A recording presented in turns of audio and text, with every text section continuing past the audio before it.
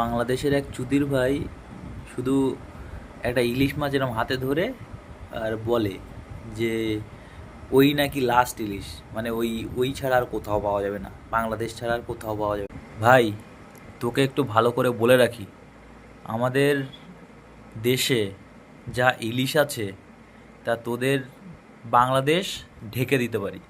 হ্যাঁ, মাথায় রাখিস। নামখানা শুনেছিস? ট্রলার ভর্তি হয়ে ইলিশ ধরে নিয়ে আসে আমাদের জেলেরা। ভাত জুটছে না, বানা ইলিশ খাবে। ভাত জোটা আগে তোরা, তারপর ইলিশ খাবি। আর আর আগে তোরা মানুষ হ। হ্যাঁ, আগে তোরা মানুষ হ।